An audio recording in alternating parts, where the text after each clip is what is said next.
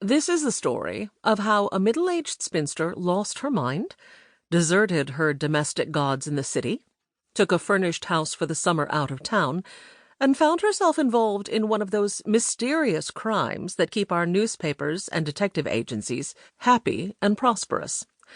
For 20 years I had been perfectly comfortable.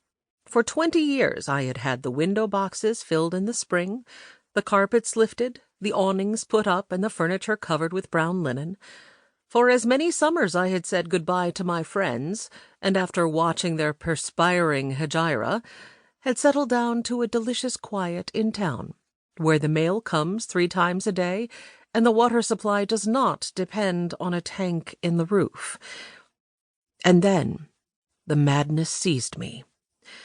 When I look back over the months I spent at Sunnyside, I wonder that I survived at all. As it is, I show the wear and tear of my harrowing experiences. I have turned very gray. Lilly reminded me of it only yesterday by saying that a little bluing in the rinse water would make my hair silvery instead of a yellowish white. I hate to be reminded of unpleasant things, and I snapped her off. "No," I said sharply, "I'm not going to use bluing at my time of life. Or starch, either." Liddy's nerves are gone, she says, since that awful summer, but she has enough left, goodness knows. And when she begins to go around with a lump in her throat, all I have to do is threaten to return to Sunnyside, and she's frightened into a semblance of cheerfulness, from which you may judge that the summer there was anything but a success. The newspaper accounts have been so garbled and incomplete. One of them mentioned me but once, and then only as the tenant at the time the thing happened, that I feel it my due to tell what I know. Mr. Jameson, the detective, said himself he could never have done without me, although he gave me little enough credit in print. I shall have to go back several years, 13 to be exact, to start my story. At that time my brother died, leaving me his 2 children.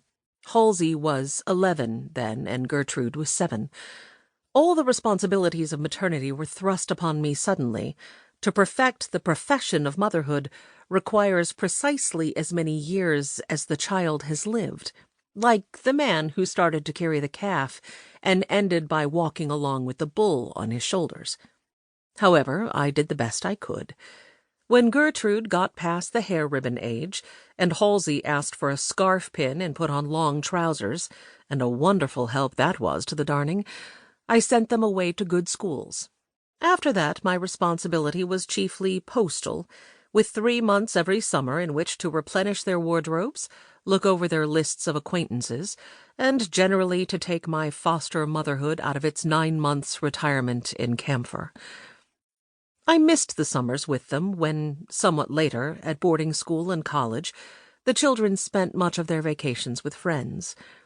Gradually I found that my name signed to a check was even more welcome than when signed to a letter, though I wrote them at stated intervals. But when Halsey had finished his electrical course and Gertrude her boarding school, and both came home to stay, things were suddenly changed. The winter Gertrude came out was nothing but a succession of sitting up late at night to bring her home from things, taking her to the dressmaker's between naps the next day, and discouraging ineligible youths with either more money than brains or more brains than money. Also, I acquired a great many things, to say lingerie for undergarments, frocks and gowns instead of dresses, and that beardless sophomores are not college boys but college men. Halsey required less personal supervision, and as they both got their mother's fortune that winter, my responsibility became purely moral. Halsey bought a car, of course, and I learned how to tie over my bonnet a gray baize veil, and, after a time, never to stop to look at the dogs one has run down. People are apt to be so unpleasant about their dogs. The additions to my education made me a properly equipped maiden aunt, and by spring I was quite tractable. So when Halsey suggested camping in the Adirondacks, and Gertrude wanted Bar Harbor, we compromised on a good country house with links near, within motor distance of town and telephone distance of the doctor. That was how we went to Sunnyside.